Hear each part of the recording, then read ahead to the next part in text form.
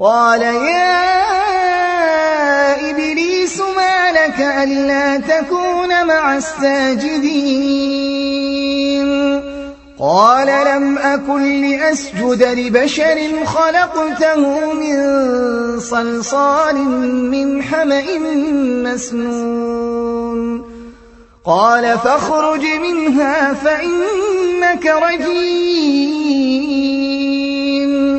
وإن عليك اللعنة إلى يوم الدين قال رب فأنظرني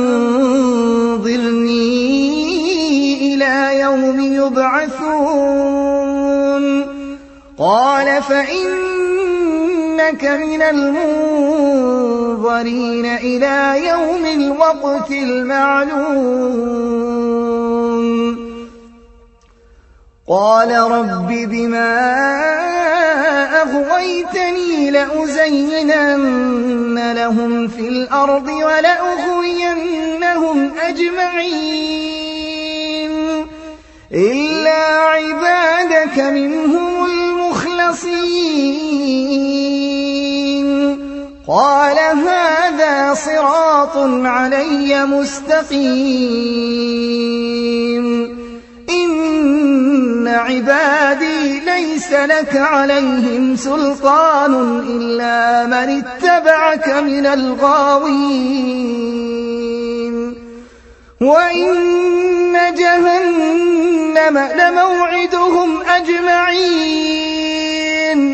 لها 7 أبواب لكل باب منهم جزء مقسوم إن عبادي ليس لك عليهم سلطان إلا من اتبعك من الغاوين وإن جهنم لموعدهم أجمعين لها 7 أبواب لكل باب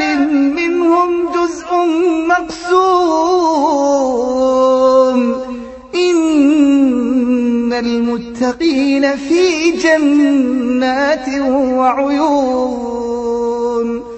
ادخلوها بسلام آمنين ونزعنا ما في صدورهم من غل إخوانا على سرر متقابلين لا يمسهم فيها نصب وما هم منها بمخرجين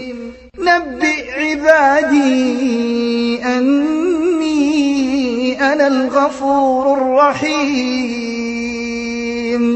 وأن عذابي هو العذاب الأليم